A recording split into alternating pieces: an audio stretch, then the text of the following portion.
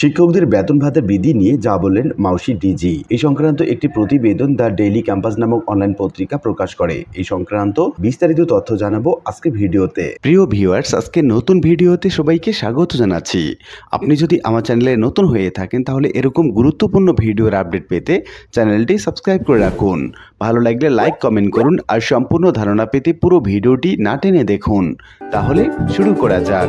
মাধ্যমিক ও উচ্চশিক্ষা অধিদপ্তরের মহাপরিচালক অধ্যাপক নেহাল আহমেদ বলেছেন, এমপিভুক্ত শিক্ষকদের বেতন ভাতা বৃদ্ধি হোক, এটা আমরা চাই। শিক্ষকদের বিষয়ে আমরা সবসময় আন্তরিক। এমপিভুক্ত শিক্ষকদের বেতন ভাতা বৃদ্ধি নিয়ে এসব কথা বলেন দ্বিতীয় মেয়াদে মাউশি ডিজির দায়িত্ব পাওয়া এই অধ্যাপক নেহাল আহমেদ আরো বলেন, এমপিভুক্ত শিক্ষকদের বেতন ভাতা এবং বাড়ি ভাড়া বাড়াতে একটা হিসাব করছি, যা শিগগিরই শিক্ষা মন্ত্রণালয়ের মাধ্যমে অর্থ মন্ত্রণালয়ে জমা দেওয়া হবে। সরকার হয়তো তাদের সক্ষমতা বিবেচনা করে এই ব্যাপারে সিদ্ধান্ত নেবে। প্রসঙ্গত, গত 4 মে সকালে শিক্ষা মন্ত্রণালয়ের অফিসিয়াল ফেসবুক পেজে দেয়া শিক্ষামন্ত্রী বরাতে এক পোস্টে উল্লেখ করা হয়, শিক্ষার্থীদের মধ্যে যারা পঞ্চম শ্রেণী পর্যন্ত পাশ করেছে তারা যেন মাধ্যমিক পরীক্ষা পর্যন্ত আসতে পারে এবং তারা যেন ঝড়ে না পড়ে তা নিশ্চিত করাই আমাদের লক্ষ্য।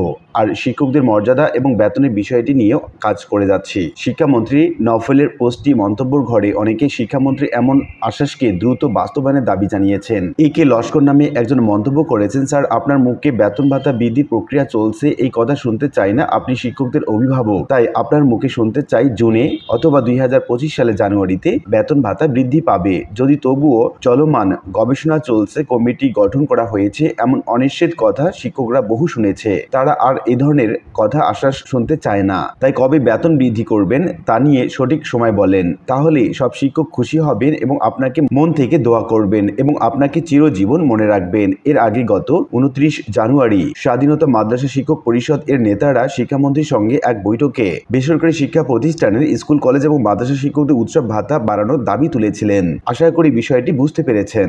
আর আজকের ভিডিওটি এ পর্যন্তই। আশা করি ভিডিওটি আপনাদের ভালো লেগেছে। ভিডিওটি ভালো লাগলে লাইক কমেন্ট করতে ভুলবেন না। দেখা হবে অন্য কোনো ভিডিওতে। সে পর্যন্ত সবাই ভালো থাকবেন। ধন্যবাদ।